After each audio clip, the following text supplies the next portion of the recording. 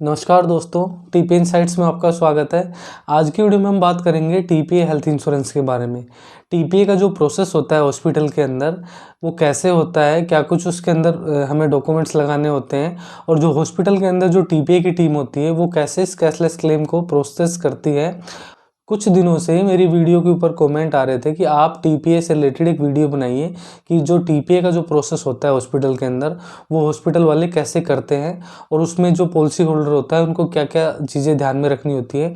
तो ये वीडियो दोनों को बेनिफिट देने वाली है, तो वीडियो को आप लोग लास्ट तक देखिए। वीडियो थोड़ा लंबा होने वाला है लेकिन बहुत यूजफुल होने वाला है, बहुत बेनिफिट आप लोगों को मिलेगा इससे। तो वीडियो को आप लोग पूरा देखिए, लास्ट तक देखिए। वीडियो को लाइक कर दीजिए, चैनल को सब्सक्राइब कर लीजिए, बेल आइकन दबा दीजिए ताकि नए वीडियो का नोटिफिकेशन आप लोगों को मिलता रहे। तो चलिए वीडियो को शुरू करते हैं।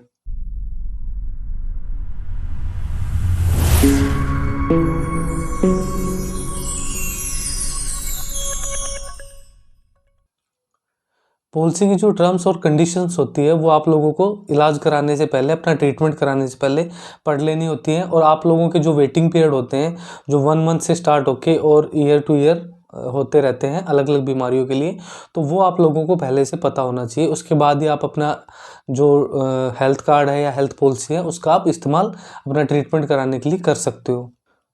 जब भी हमें अपना ट्रीटमेंट कराने के लिए हॉस्पिटल के अंदर जाना होता है तो सबसे पहले डॉक्टर को हमें ओपीडी में दिखाना होता है।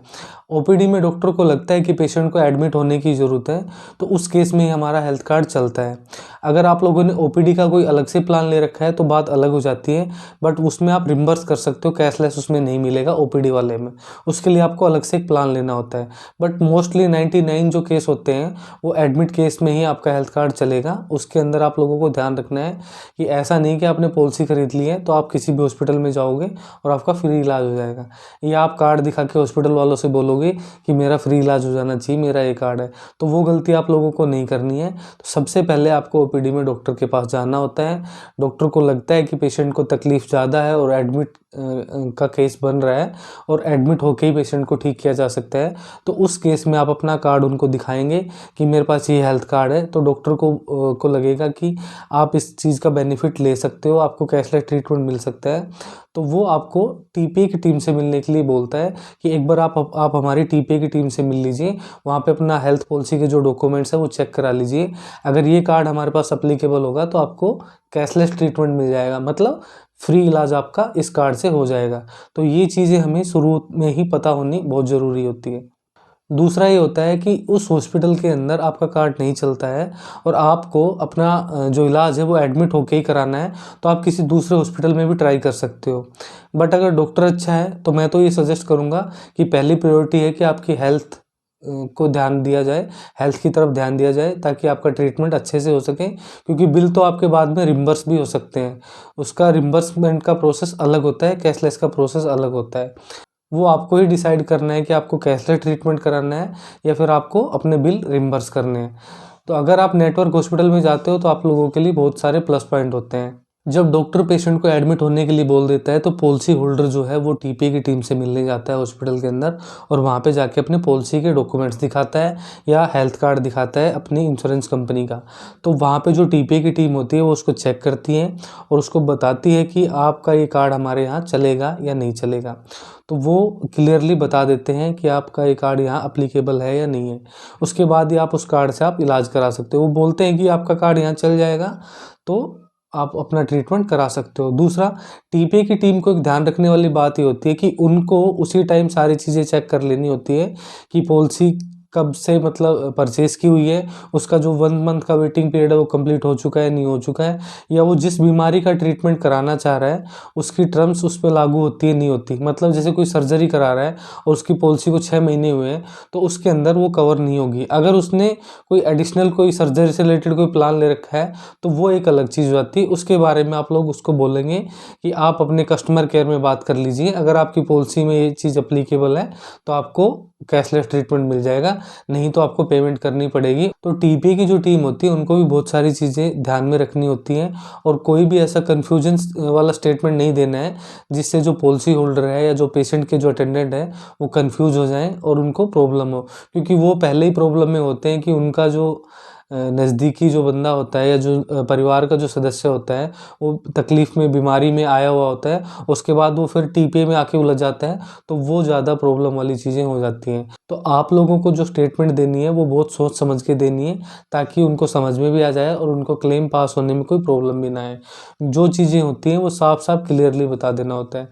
कभी भी आप लोगों को ये कमिटमेंट नहीं करना है कि आपका क्लेम पास हो जाएगा, क्योंकि क्लेम जो पास करना होता है वो इंश्योरेंस कंपनी को पास करना होता है। आपको पॉलिसी होल्डर को बोलना होता है कि हम सिर्फ प्रोसेस कर सकते हैं, हम डॉक्यूमेंट्स प्रोवाइड कर सकते हैं इंश्योरेंस कंपनी को। अप्रूवल देना, नहीं देना, डिडक्शन करना, या मतलब डिडक्शन मतलब कुछ पैसा काट के अप्रूवल देना, तो वो सारा इंश्योरेंस कंपनी पे डिपेंड करता है, वो हमारे हाथ में नहीं होता है। हम हॉस्पिटल की तरफ से होते हैं, हम हॉस्पिटल का प्रोसेस जो डॉक्यूमेंट्स का होता है वो करके और इंश्योरेंस कंपनी के पास डॉक्यूमेंट्स प्रोवाइड कर देते हैं। तो इंश्योरेंस कंपनी डिसाइड करती है कि ये केस जेन्युइन है, या मतलब उनके हिसाब से इसके डॉक्यूमेंट्स कंप्लीट नहीं है, या इस पेशेंट को एडमिट होने की ज़रूरत नहीं थी और ये अपना कार्ड गलत यूज कर रहे हैं, तो वो डिनाइल भी कर देते हैं। तो इसमें जो हॉस्पिटल की टीपीए की जो टीम होती है उसका कोई रोल नहीं होता है, वो सिर्फ प्रोसेस करते हैं।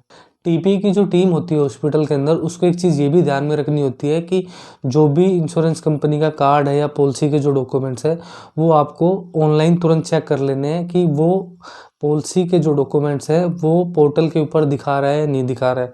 कुछ कंपनी के पोर्टल बने हुए हैं, कुछ मेल आईडी से प्रोसेस होते हैं, लेकिन जिनका जो पोर्टल बना हुआ है उनका तो आप तुरंत चेक कर सकते हो कि इस पेशेंट की डिटेल इस कार्ड से हम चेक कर रहे हैं तो वहाँ पे शो हो रही है, नहीं हो रही है, या कोई उसके डॉक्यूमेंट्स में कोई एरर है या कोई प्रॉब्लम है। क्योंकि जो पेशेंट का जो अटेंडेंट होता है उसको ये जानकारी नहीं होती है, ये जानकारी हमें खुद ही चेक करनी होती है और पता करके उसको सही इन्फॉर्मेशन देनी होती है।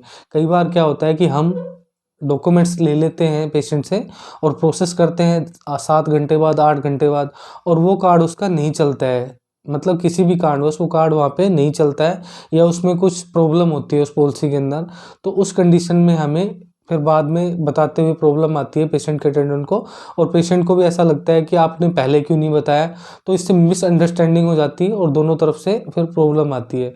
तो ये चीज़ें आप लोगों को कोशिश करनी है कि तुरंत की तुरंत चेक कर लेनी है कि इस पॉलिसी के अंदर जो डॉक्यूमेंट्स हैं वो एकदम सही है, करेक्ट है, और पॉलिसी कब से परचेज की हुई है, सारी डिटेल उसमें सामने आ जाती हैं।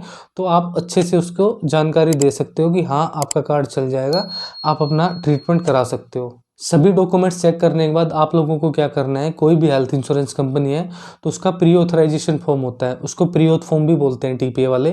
तो वो फॉर्म आप लोगों को प्रिंट निकालना है, और उस प्रिंट के ऊपर पेशेंट के जो अटेंडेंट है या पेशेंट है या सेल्फ जो बंदा है, वो जो पॉलिसी का जो मेन बंदा है वो खुद भी उसके ऊपर साइन कर सकता है। वहाँ पे आपको साइन करना है, अपना रिलेशन लिखना है कि पेशेंट के साथ क्या रिलेशन है, और उसके ऊपर अपने मोबाइल नंबर मेंशन करने हैं। वो फॉर्म के ऊपर मैं आपको डिटेल में समझा दूंगा कि वो कैसे करना है। प्री ऑथराइजेशन फॉर्म कैसे भरते हैं, कहाँ पर डॉक्टर्स की डिटेल भरनी है, कहाँ पर पेशेंट की डिटेल भरनी है, कहाँ पॉलिसी से रिलेटेड डिटेल भरनी है, वो मैं आप लोगों को एक बार स्क्रीन के ऊपर समझा दे रहा हूँ। आप लोग देखिए और उसको समझिए अच्छे से कि कैसे वो फॉर्म भरा जाता है। उसमें कोई गड़बड़ नहीं करनी है, क्योंकि उसमें कुछ भी गलत इन्फॉर्मेशन डाल दी तो क्लेम रिजेक्ट हो जाएगा, नहीं तो इंश्योरेंस कंपनी की तरफ से क्वेरी पे क्वेरी लगेगी, जिसका आप आंसर देते थक जाओगे। तो मैं बताता हूँ आपको कि वो फॉर्म कैसे भरते हैं, कहाँ कहाँ पे आप लोगों को वो डिटेल फिल करनी है। तो चलिए मैं स्क्रीन पे आप लोगों को दिखाता हूँ। सभी इंश्योरेंस कंपनी का जो प्री ऑथराइजेशन फॉर्म का फॉर्मेट होता है वो सेम होता है, ज़्यादातर चीज़ें सेम ही होती है, थोड़ा बहुत मॉडिफिकेशन होता है, बाकी mostly 99% detail as it is same होती है। तो मैं स्टार हेल्थ का आप लोगों को भर के दिखा देता हूँ, सारे फॉर्मेट इसी टाइप के होंगे। तो मैं पहले स्टार हेल्थ का आप लोगों को भर के दिखा दे रहा हूँ कि ये फॉर्म जो प्री ऑथराइजेशन फॉर्म होता है वो कैसे भरना होता है और क्या क्या डिटेल इसके अंदर भरनी होती है। तो सबसे पहले देखिए, इसको ब्लॉक लेटर्स में फिल करना है, ये लिखा हुआ है, ठीक है। Detail of third party admin से, मतलब ये हॉस्पिटल से भरना है, और ये टीपीए का फॉर्म होता है। तो यहाँ पे name of the TPA oblique insurance company, यहाँ पे अगर किसी, यहाँ पे तो स्टार हेल्थ का लिखा ही हुआ है ऑलरेडी, अगर किसी टीपीए का होता है तो यहाँ पे आप लोग यहाँ टीपीए का नाम लिख दोगे। जैसे विडाल का है तो विडाल हेल्थ टीपीए यहाँ पे मेंशन कर दोगे। उसके बाद ये डिटेल डालनी है, टोल फ्री नंबर है टोल फ्री नंबर डाल देना है, बाकी छोड़ देना है, ये कोई कंपलसरी नहीं है। उसके बाद हमें नीचे चलना है, यहाँ पे देखिए नेम ऑफ हॉस्पिटल, हॉस्पिटल का नाम आएगा, हॉस्पिटल का एड्रेस आएगा। हमें अपने हॉस्पिटल का एड्रेस डालना है जहाँ पे ट्रीटमेंट करा रहा है पेशेंट, तो वहाँ पे रोहिणी आईडी होती है, एक रोहिणी आईडी हॉस्पिटल के अंदर एक रोहिणी आईडी नंबर मिलेगा, वो यहाँ पे फिल करना है। ये टीपीए वालों को मैं समझा रहा हूँ, ये टीपीए वालों के लिए है फॉर्म। तो इसमें रोहिणी आईडी नंबर डलेगा और यहाँ पे ईमेल आईडी डलेगी हॉस्पिटल की। उसके बाद आगे लिखा हुआ है to be filled by insured oblique patient. यहाँ पे इंश्योर्ड और पेशेंट की डिटेल भरनी है, तो चलिए यहाँ पे भरते हैं। यहाँ पेशेंट का नाम आएगा, नेम ऑफ द पेशेंट, यहाँ पेशेंट का नाम आएगा। पेशेंट मेल है तो मेल पे टिक करना है, फीमेल है तो फीमेल पे टिक करना है, थर्ड जेंडर है तो यहाँ पे टिक करना है। पेशेंट की एज आएगी, डेट ऑफ बर्थ पता है तो डाल दो, अदरवाइज नहीं भी डालोगे तो कोई प्रॉब्लम नहीं है। यहाँ पेशेंट के नंबर या पेशेंट का जो अटेंडेंट है उसका नंबर आप यहाँ पे डाल सकते हो, ताकि इंश्योरेंस कंपनी को कोई कंफर्मेशन कुछ पता करना हो या कुछ कोई चीज़ कंफर्म करनी हो वहाँ पे, तो कॉल करके वो पता कर सकते हैं। तो यहाँ पे कॉन्टैक्ट नंबर डालने होते हैं। Contact number of attending relative, जो पेशेंट के साथ जो अटेंडेंट है उसके नंबर भी आप डाल सकते हो। इंश्योर्ड कार्ड आईडी नंबर, एक कार्ड होता है सभी का इंडिविजुअली फैमिली के अंदर, तो उस पर एक आईडी नंबर होता है, कार्ड नंबर होता है, वो यहाँ पे मेंशन कर देना है। अगर कार्ड नंबर नहीं पता है तो आप लोग यहाँ पे सीधा पॉलिसी नंबर भी मेंशन कर सकते हो। पॉलिसी नंबर के साथ यहाँ पे ओब्लिक में यहाँ पे लिखा हुआ है कॉर्पोरेट नेम। कॉर्पोरेट नेम मतलब ये जो कॉर्पोरेट पॉलिसी होती है, जो ग्रुप पॉलिसी होती है, उसमें कॉर्पोरेट नाम होता है। कॉर्पोरेट मतलब किसी कंपनी में जॉब करते हो और वहाँ से आपका हेल्थ इंश्योरेंस कार्ड बना हुआ है, तो वहाँ पे आप यहाँ पे पहले तो पॉलिसी नंबर डालोगे ना, यहाँ ओब्लिक में उस कंपनी का या उस फर्म का नाम डाल दोगे। एम्प्लॉय आईडी है तो यहाँ पे एम्प्लॉय आईडी डाल देनी है। ये कॉर्पोरेट वाले में आते हैं। नहीं, अगर आपकी इंडिविजुअल पॉलिसी है तो आपको यहाँ पे ये दोनों कॉलम छोड़ देने हैं, सिर्फ पॉलिसी नंबर डाल के ये छोड़ देना है और ये छोड़ देना है। उसके बाद currently do you have any other mediclaim of the health insurance, इसके अलावा आप लोगों के पास कोई हेल्थ इंश्योरेंस है तो आप उसकी डिटेल प्रोवाइड कीजिए। है तो यस करना है, नहीं है तो नो करना है। तो नो कर दोगे तो ज़्यादा बेटर रहेगा, आगे कोई डिटेल भरने की ज़रूरत नहीं पड़ेगी। उसके बाद आता है do you have a family physician, कोई फैमिली फिजिशियन है तो यहाँ पे आप लोगों को नो कर देना है। उसके बाद हमें चलना है आगे। ये पेशेंट की जो डिटेल है ये टीपीए वाले भी भर सकते हैं या आप पेशेंट के अटेंडेंट से भी भरा सकते हो, अगर वो जानकार है या उसको नॉलेज है। क्योंकि अगर वो गड़बड़ कर देते हैं तो आप लोगों को खुद ही भरना है, क्योंकि उसमें करेक्शन या कट करना या करेक्शन करना या काटा पीटी करना फॉर्म पे ठीक नहीं है, उसमें फिर उधर से क्वेरी लग जाती है इंश्योरेंस कंपनी की तरफ से। अभी ये आ गया to be filled by the treating doctor oblique hospital, ये जो ऑप्शन है ये हमें नहीं भरना है। ये टीपीए की टीम को भी नहीं भरना होता है, लेकिन आजकल कुछ टीपीए की टीम ये चीज़ें भरने लगी हैं जो डॉक्टर से रिलेटेड होती है, या तो उनको नॉलेज होती है तो वो भरते हैं, या फिर वो नर्सिंग स्टाफ से हेल्प लेके इसको डिटेल को भरते हैं। मैं आप लोगों को सजेस्ट करूँगा कि ये फॉर्म, ये जो डिटेल है आप डॉक्टर से भराइए, क्योंकि इसमें गड़बड़ होने के चांस बहुत ज़्यादा होता है। और इसके अंदर जो डिटेल भरी जाएगी वो पूरे केस का निचोड़ होता है, वो पूरे केस को लेके चलने वाली चीज़ें होती हैं। उसके अंदर कोई गलत डिटेल भरी जाती है तो उसमें क्लेम रिजेक्ट होने के चांस बढ़ जाते हैं, या पॉलिसी होल्डर को प्रॉब्लम हो जाती है कि कोई क्वेरी लग रही है या अप्रूवल नहीं आ रहा है, या किसी कोई ऐसी चीज़ इसके अंदर मेंशन कर दी है जिससे कंपनी को डाउट हो गया। तो डॉक्टर से भराओगे तो ज़्यादा बेटर रहेगा, ताकि आप लोगों के ऊपर भी बात ना आए। डॉक्टर भरेगा, देख के भरेगा, समझ के भरेगा, तो अपने ऊपर कोई बात ना आए इसलिए, और पॉलिसी होल्डर का भी नुकसान ना हो, तो ये दोनों चीज़ें आप लोगों को ध्यान रखनी है।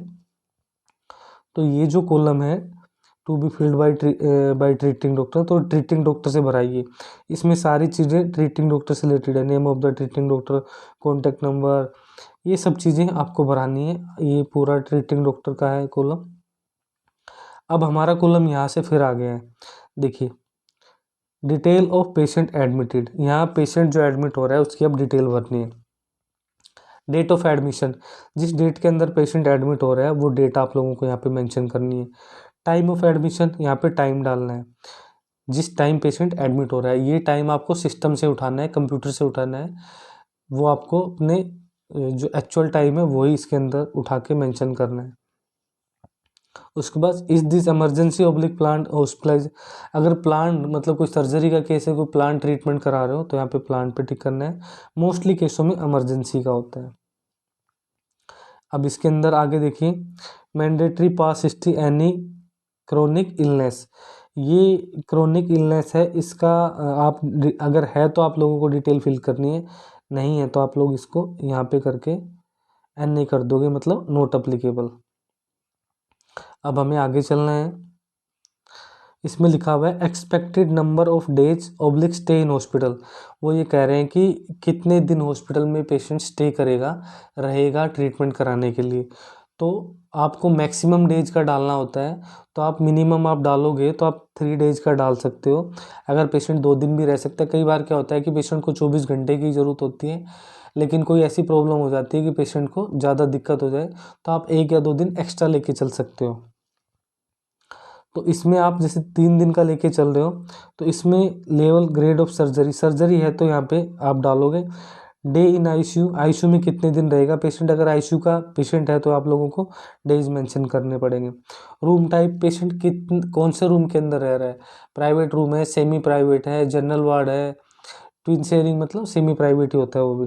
तो यहाँ पे आप लोगों को मेंशन करना है। अगर रूम टाइप अगर प्राइवेट में है तो यहाँ पे लिखोगे प्राइवेट रूम, ठीक है। ये भरने का आप लोगों को आगे चलना होता है। इस पे लिखा हो per day room rent plus nursing and serving charge patient diet. ये क्या होता है कि हॉस्पिटल का जो रेट लिस्ट होती है, वो रेट लिस्ट इंश्योरेंस कंपनी के पास भी होती है। जब इन लोगों का आपस में एग्रीमेंट होता है तो ये आपस में एक दूसरे से डॉक्यूमेंट शेयर करते हैं, हॉस्पिटल वाले इंश्योरेंस कंपनी के पास करते हैं। तो वो जो रेट तय होते हैं आपस में इन लोगों के, वही रेट आप लोगों को चार्ज करने हैं पेशेंट से। अगर वो कम ज़्यादा करोगे तो उसके अंदर क्वेरी लगेगी और इंश्योरेंस कंपनी जो है वो आप लोगों के पैसे डिडक्ट करके और फिर आपका क्लेम पास करेगी। ना भी करे, रिजेक्ट भी कर सकती है अगर आप बार बार गलत इन्फॉर्मेशन डालोगे तो रेट आप लोगों को वही डालने हैं जो इंश्योरेंस कंपनी के साथ हॉस्पिटल के तय हो रखे हैं। जैसे मान के चलिए कि प्राइवेट रूम का 3,000 रुपये किराया है, तो पेशेंट का हम 3 दिन रुकने वाला है, तो यहाँ पे पेशेंट रुक रहा है 3 दिन, तो 3,000 इंटू 3, ठीक है, और बराबर में यहाँ पे 9,000 लिख देंगे, ठीक है। तीन तीन दिन का अब इसमें लिखा हुआ है expected cost of investigation of diagnosis. ये लिखना है कि लैब टेस्ट का कितना चार्जेस मतलब आप चार्ज लगेगा। तो ये लमसम अमाउंट होता है 3 दिन का, ऐसा नहीं कि पेशेंट 3 दिन ही रुकेगा, हो सकता है 10 दिन भी रुक जाए, 1 सप्ताह भी रुक जाए, हो सकता है 24 घंटे बाद ही छुट्टी हो जाए। तो ये एक एस्टिमेटेड हम टाइम भेजते हैं और एक एस्टिमेटेड ही अमाउंट भेजते हैं। ये एक एस्टिमेट भेजना होता है कि हम ये ट्रीटमेंट करा रहे हैं और इसका अभी लमसम इतना एस्टिमेट बन रहा है। तो यहाँ पे इन्वेस्टिगेशन मतलब जो लैब टेस्ट वगैरह होंगे उनका कितना चार्ज लगेगा। तो नॉर्मली आप 5,000 डाल सकते हो, चल लगे 1,000 रुपये, 5,000 डाल सकते हो। आईसीयू में पेशेंट है तो उसके चार्ज आप लिख सकते हो। ओटी का चार्ज है तो ऑपरेशन का, ऑपरेशन थिएटर में अगर कोई चार्ज वगैरह कोई लग रहा है, ओटी में पेशेंट जा रहा है, ऑपरेशन वगैरह कोई हो रहा है, सर्जरी कोई हो रही है, तो उसके चार्जेस यहाँ पे आप मेंशन कर सकते हो। उसके बाद professional fees, surgeon, anaesthesia fees, consultants. इसके अलावा आपके हॉस्पिटल में कोई प्रोफेशनल, कोई बाहर से कोई डॉक्टर आ रहा है या कोई एनेस्थीसिया का कोई डॉक्टर आ रहा है, तो उसके कोई अलग से चार्जेस है वो आप यहाँ पे मेंशन कर सकते हो। Medicine and consumables plus cost of implant. तो इसमें मेडिसिन का डालना है, कंज्यूमेबल्स का अमाउंट डालना है कि दवाइयाँ कितने तक की लगती है। 20,000 की लग रही है, लमसम 20,000 की लग रही है तो आप 20,000 डाल सकते हो। 8,000 डाल दोगे तो भी कोई प्रॉब्लम नहीं है, क्योंकि लास्ट में फाइनल बिल भेजेंगे तब वो एक्चुअल में वो अमाउंट मान्य होगा। ये एक लमसम अमाउंट होता है। अदर हॉस्पिटल एक्सपेंस, अदर कोई अलग से कोई है, कोई प्रोसीजर है, कोई अलग से कोई चीज़ है, वो यहाँ पे आपको मेंशन कर देनी है। पैकेज कोई है, जैसे मान के चलो कोई सर्जरी का पैकेज है या कोई नॉर्मल डिलीवरी या सिजेरियन डिलीवरी का पैकेज है या कोई और कोई अदर कोई प्रोसीजर है उसका पैकेज है, तो पैकेज का अमाउंट, जैसे पैकेज है मतलब फिक्स अमाउंट होता है। जैसे नॉर्मल डिलीवरी का, सिजेरियन का फिक्स अमाउंट होता है, 25-40 हो गया या 15-30 हो गया, या सर्जरी का मान के चलो किसी का 40-50 है, 20-40 है, तो वो जो भी है वो यहाँ पे डालना है, ये ऊपर के कॉलम छोड़ देने हैं अगर वो पैकेज अमाउंट है तो। उसके बाद लिखा हो sum total expected cost of hospitalisation.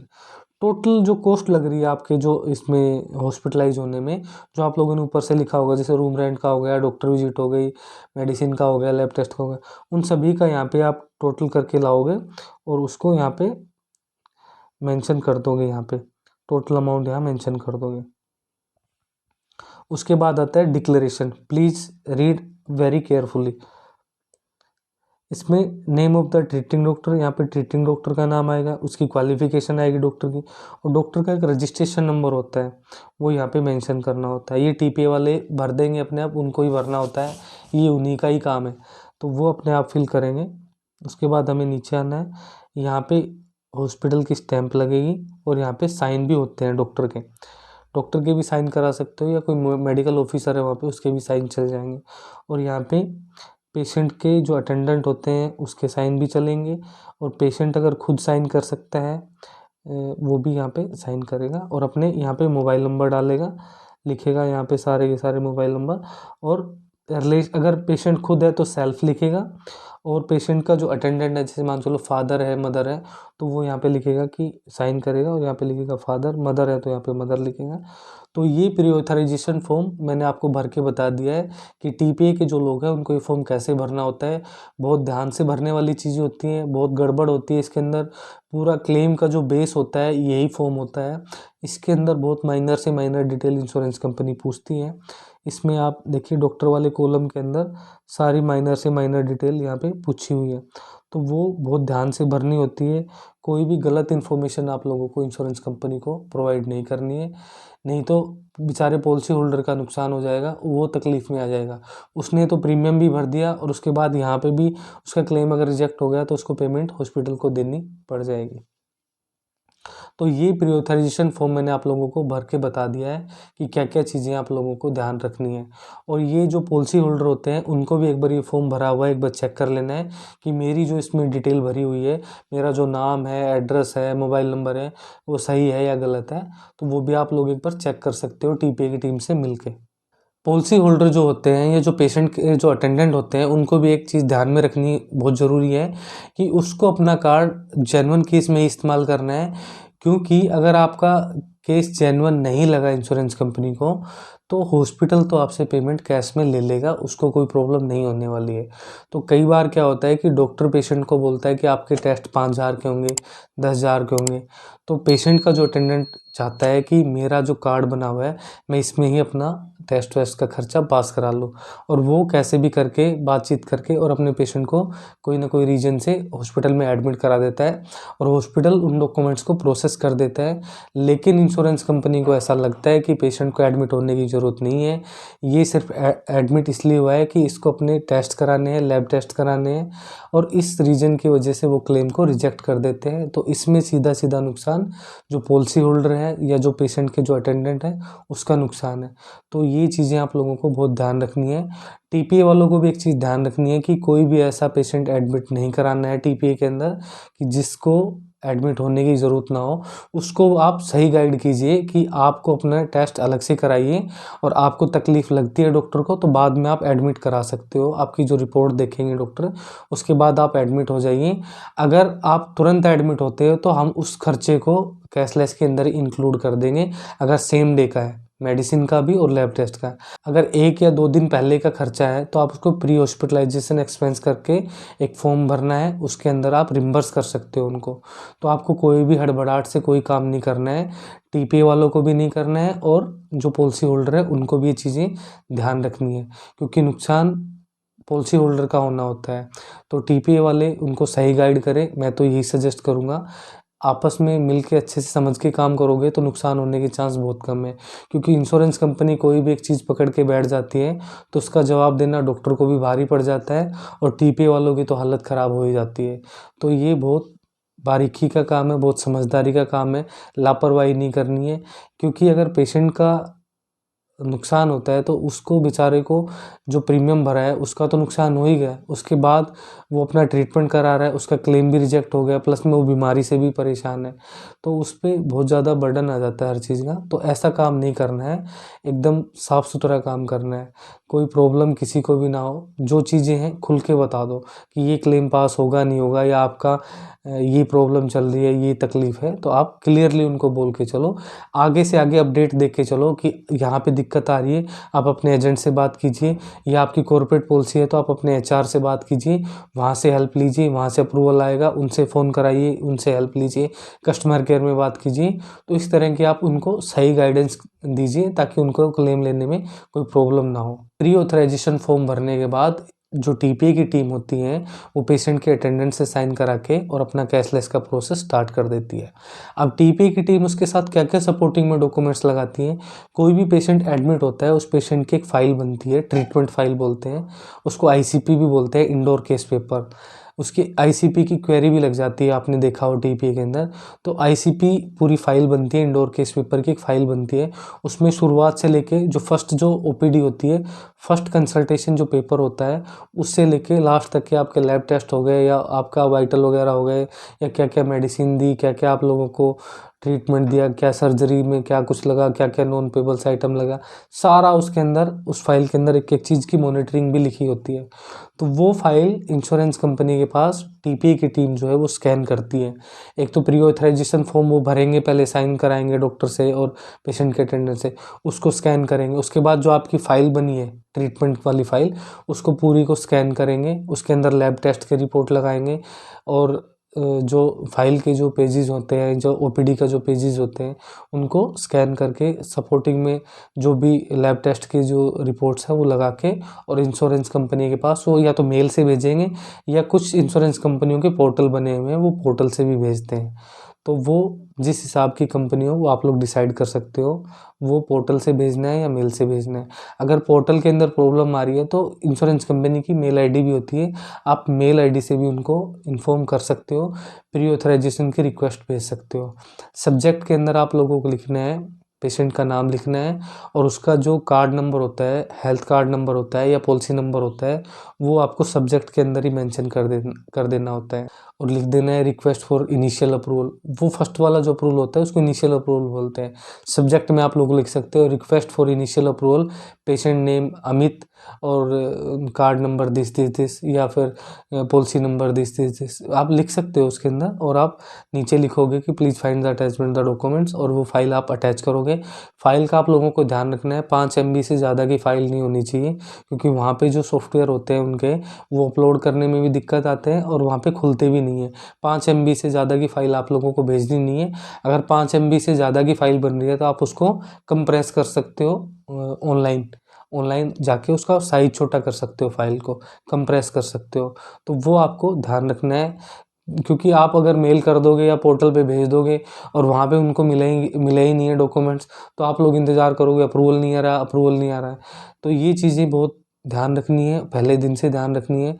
अगर हम इंश्योरेंस कंपनी के पास प्री ऑथराइजेशन की रिक्वेस्ट भेजते हैं तो हमें फॉलोअप भी लेना होता है 3 से 4 घंटे तक। अगर हमें कोई रिवर्ट नहीं आता है तो हमें कस्टमर केयर में बात करनी पड़ती है कि हमने मतलब इस पेशेंट की रिक्वेस्ट डाली हुई है और इसका अप्रूवल नहीं आया है, तो वो चेक करके बताएंगे कि एक्चुअल में आया भी नहीं आया है।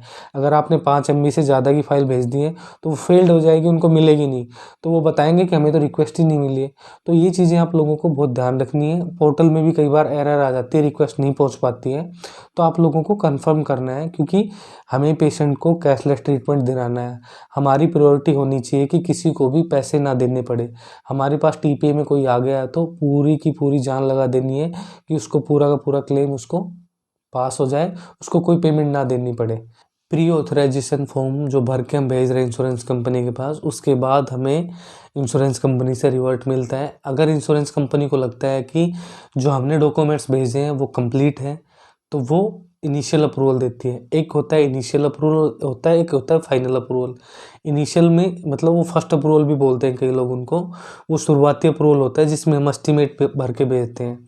तो शुरुआत में जो हमने एस्टीमेट भर के भेजा है और उनको लगता है कि कंप्लीट डॉक्यूमेंट्स हैं तो वो अप्रूवल दे देते हैं। और अगर उनको लगता है कि केस जेन्युइन नहीं है या केस के डॉक्यूमेंट्स में कुछ कमी है तो वो क्वेरी लगाते हैं। क्वेरी कुछ भी हो सकती है, ट्रीटमेंट से रिलेटेड हो सकती है, डॉक्यूमेंट से रिलेटेड हो सकती है, पॉलिसी डॉक्यूमेंट से रिलेटेड हो सकती है। तो वो चीज़ें आप लोगों को बहुत ध्यान से देखनी है। और उसके बाद अगर क्वेरी लगती है तो उस क्वेरी का आप 4 घंटे के अंदर अंदर आपको रिवर्ट करना होता है। 4 घंटे नहीं, 12 घंटे भी हो जाते हैं, लेकिन जितना जल्दी आप रिवर्ट करोगे तो उतनी जल्दी आप लोगों को अप्रूवल मिलने के चांस होते हैं वहाँ पे। तो 4 घंटे आप लोगों को रिक्वेस्ट, जो प्री ऑथराइजेशन की रिक्वेस्ट होती है वो भेजने के बाद 4 घंटे इंतज़ार करने हैं। अगर कोई रिवर्ट नहीं आता है तो कॉन्टैक्ट करना है। क्वेरी आती है तो क्वेरी का हमें आंसर देना होता है। अगर डॉक्टर से रिलेटेड होती है तो हमें डॉक्टर से दिखाना होता है, फाइल लेके जाना होता है ओपीडी के अंदर, डॉक्टर उसकी क्वेरी लिखेंगे अगर ट्रीटमेंट से रिलेटेड है। और अगर डॉक्यूमेंट से रिलेटेड है, पेशेंट के डॉक्यूमेंट से रिलेटेड है या पॉलिसी के डॉक्यूमेंट से रिलेटेड है या फाइल से रिलेटेड है, तो वो क्वेरी हम भी कर सकते हैं, वो डॉक्यूमेंट्स हम भी प्रोवाइड कर सकते हैं। उसके लिए हमें डॉक्टर के पास जाने की ज़रूरत नहीं होती है। क्वेरी का आंसर मिलने के बाद इंश्योरेंस कंपनी इनिशियल अप्रूवल दे देती है। मान के चलो आपने 40,000 का एस्टिमेट बना के भेजा था, तो कभी भी 40,000 का अप्रूवल नहीं आता है। अगर पैकेज वाला बिल है, अगर कोई पैकेज है किसी बीमारी का, जैसे मान चलो किसी बीमारी का 40,000 का पैकेज है, तो हो सकता है इंश्योरेंस कंपनी 40 का 40 अप्रूवल दे दे। लेकिन ओपन बिलिंग है, ओपन बिलिंग मतलब जैसे रूम रेंट अलग है, मेडिसिन का अलग है, डॉक्टर विजिट अलग है, लैब टेस्ट के अलग है, या अलग से कोई आपने कोई टेस्ट कराया, कोई अलग से कोई चार्जेज है, कोई प्रोसीजर है, तो उसका अलग है, तो वो उसको ओपन बिलिंग बोलते हैं। तो उसका एस्टिमेट मान के चलो 40,000 का बना के भेजा आप लोगों ने, तो हो सकता है 25,000 का ही है। तो आप लोगों को घबराना नहीं है, ना तो टीपीए टीम को घबराना है, ना जो पॉलिसी होल्डर है उनको घबराना है, क्योंकि वो जैसे हमने एस्टिमेट बना के भेजा है लमसम का, ऐसे ही लमसम उन्होंने अप्रूवल दिया है। वो एक अप्रूवल होता है कि आप अपना ट्रीटमेंट कराइए, आपका केस ठीक है, आपके डॉक्यूमेंट्स ठीक है, और फाइनल पे हम डिसाइड करेंगे कि कितना अप्रूवल देना है। तो वो फर्स्ट अप्रूवल होता है। पेशेंट के एडमिट होने के बाद 24 घंटे से पहले पहले हमें प्री ऑथराइजेशन फॉर्म भर के इंश्योरेंस कंपनी के पास भेजना होता है। नहीं तो इंश्योरेंस कंपनी 24 घंटे के बाद भेजोगे तो क्वेरी लगाएगी कि आप लोगों ने लेट इंटीमेशन क्यों किया हमें, तो उसका फिर अलग से आप लोगों को जवाब देना होगा।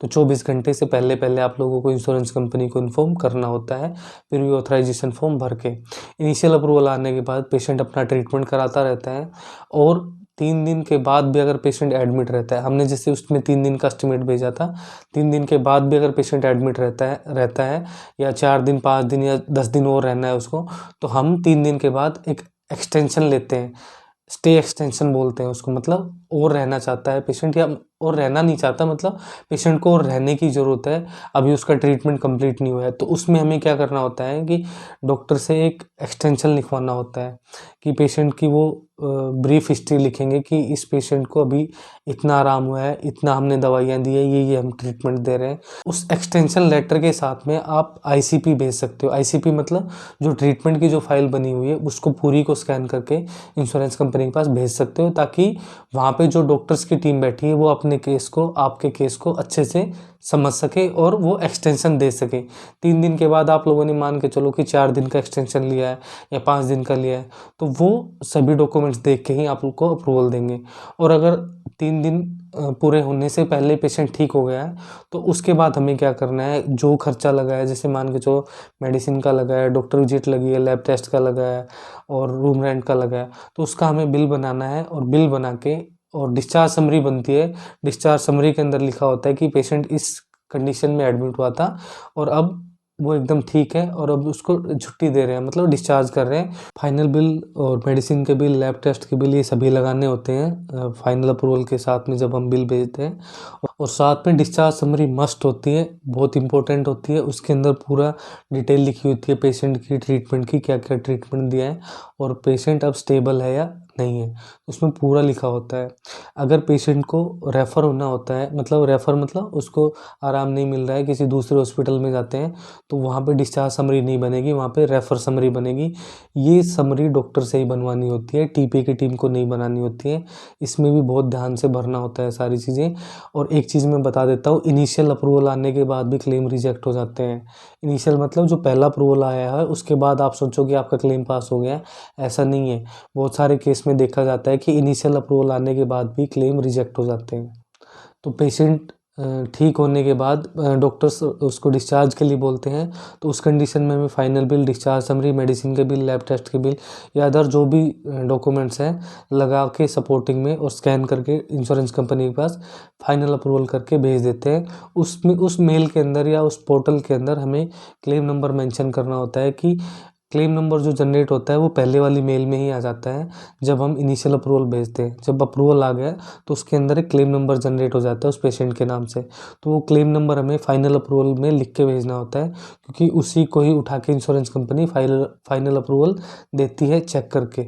तो वो हमें मेल के अंदर सब्जेक्ट के अंदर ही मेंशन करना होता है, बहुत ध्यान से करना होता है। इसमें भी यही चीज़ें ध्यान रखनी होती है कि सभी डॉक्यूमेंट्स चेक करके भेजने होते हैं, किसी दूसरे पेशेंट के डॉक्यूमेंट्स मिक्स नहीं करने होते हैं। गलत भेज दोगे तो क्लेम रिजेक्ट हो जाएगा या क्वेरी लग जाएगी। मिनिमम जो टाइम होता है वो 2 घंटे का होता है, 4 घंटे का होता है। अलग अलग कंपनियों का अलग अलग टाइम होता है।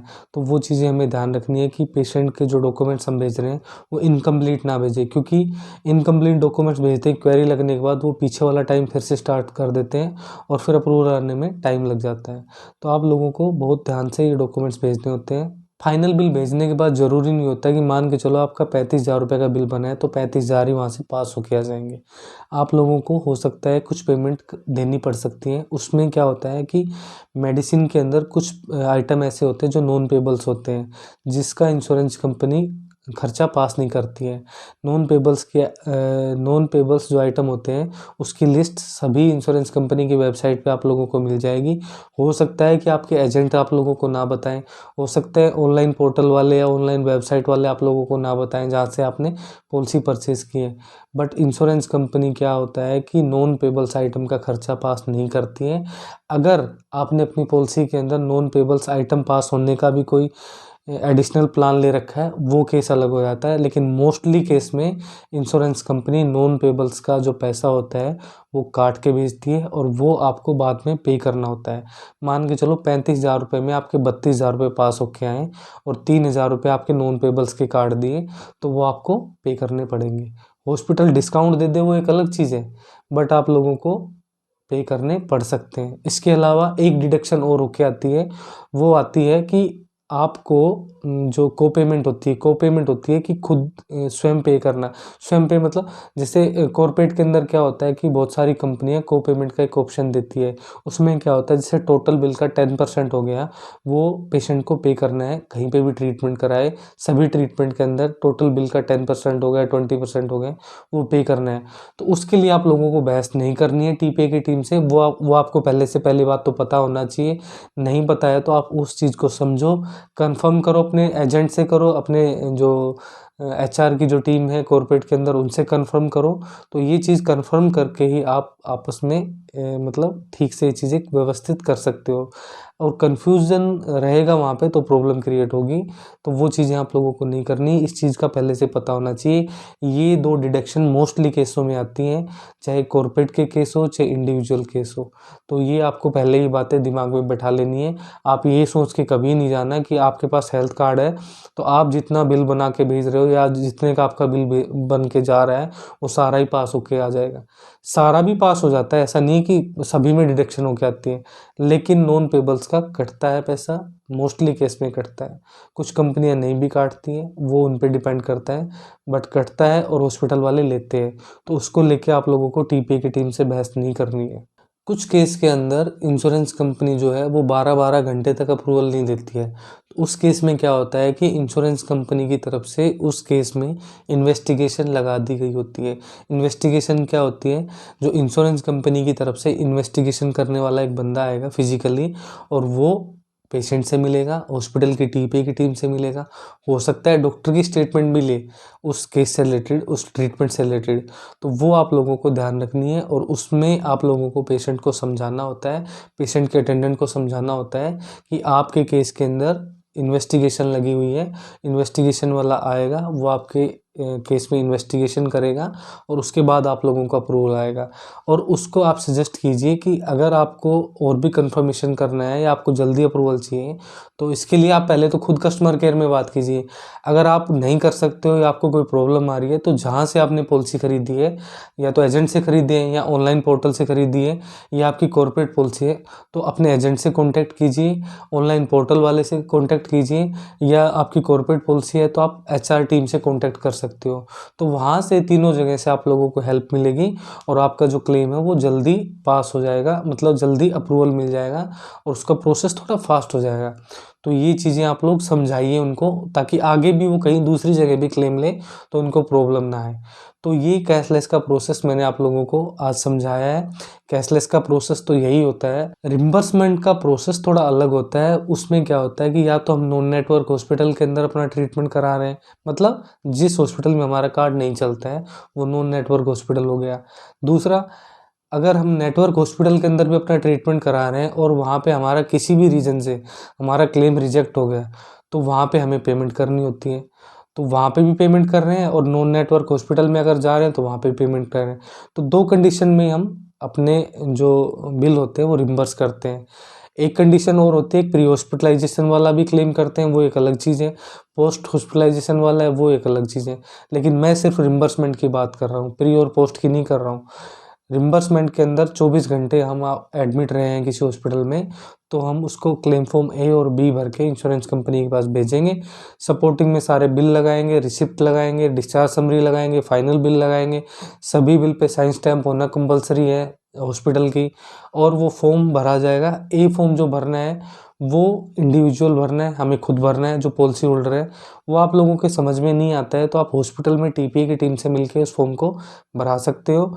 और जो बी फॉर्म होता है वो हॉस्पिटल की ही डिटेल से भरना होता है, तो वो तो हॉस्पिटल से भराना ही भराना है, तो वो बहुत ध्यान से भराना। फॉर्म बी पे साइन स्टैम्प होगा हॉस्पिटल का, और जो ए पे है वो हमारा जो डिटेल जिसमें हमें अपनी डिटेल भरनी है उस पर सिर्फ हमारे साइन होंगे, इस पर डॉक्टर के साइन नहीं होंगे। तो इन दोनों फॉर्म को कंप्लीट करके सपोर्टिंग में बिल लगा के और इंश्योरेंस कंपनी के पास भेज देते हैं। इंश्योरेंस कंपनी आपको क्लेम को रिव्यू करती है, उनको लगता है कि इस केस में इन्वेस्टिगेशन करनी है तो वो हॉस्पिटल में जाएंगी, आपके पास भी जाते हैं इन्वेस्टिगेशन वाले, और वो चेक करते हैं सारे डॉक्यूमेंट्स की फर्जी क्लेम तो नहीं है, गलत क्लेम तो नहीं है, या क्लेम में कोई झोल तो नहीं है किसी भी टाइप का।